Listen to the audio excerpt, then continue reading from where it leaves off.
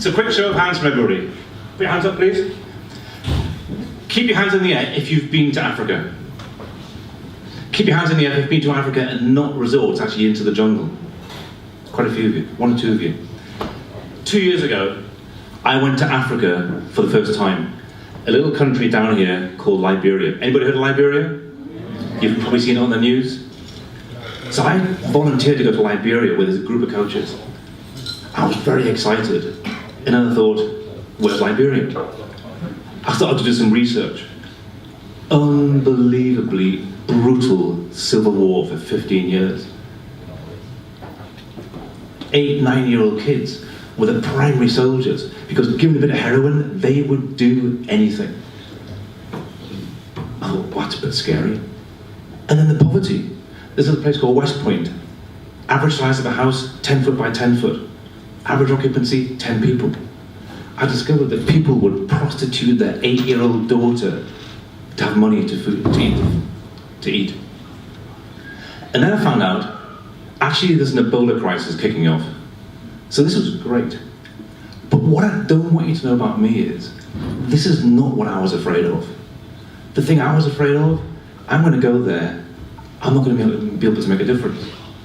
What am I going to be able to do in a country that I have no experience of? But here's what we did. We did quite a few things, but one thing we did was very, very simple. We were going to take some water filters, and you can see the little water filter here, held by Sprite.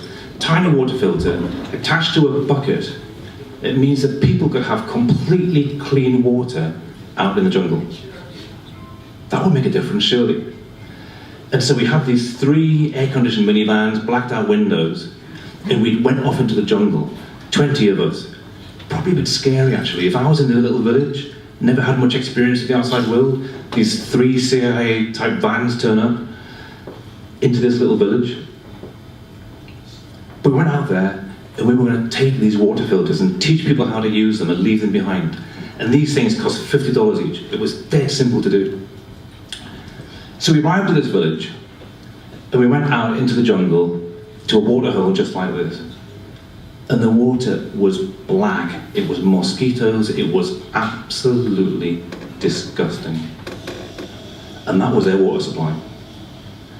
And so what we did was, we took the kid down, the other thing is, in that water hole, what you're going to find there? Cholera, typhoid, amoebic dysentery, all sorts of other things, creepy crawlies, and that's what the filter can take out.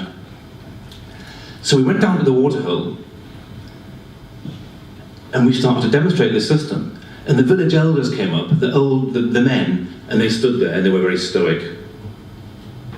And then the women behind them, and then the kids at the back. But the kids, like anywhere else, played football. There were no Leeds United t-shirts. A lot of Chelsea shirts, by the way. Interesting. Don't know what that's about.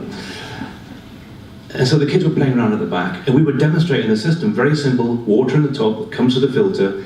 Clean water comes out the bottom. And that's when the magic happened.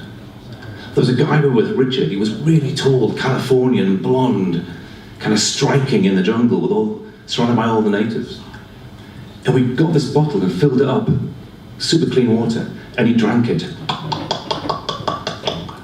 And the whole village, all the women started to dance. The men were still stoic, but the women started to dance and dance and dance. And they were singing, God is here, God is with us again.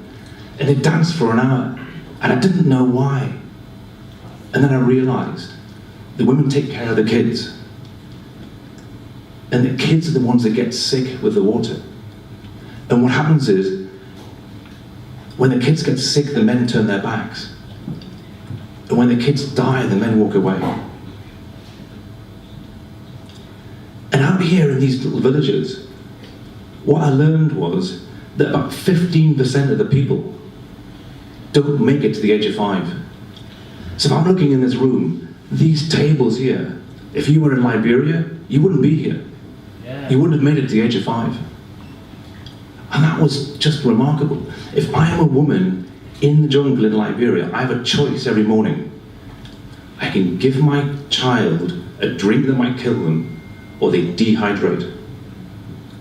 it made me realise what luxury we have of choice. We talk about, oh, we should do this, I need that, I want to go there.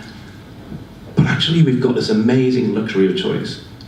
And I came back, and every day I now question when I turn on the tap, what is it that I take for granted? Thank you very much.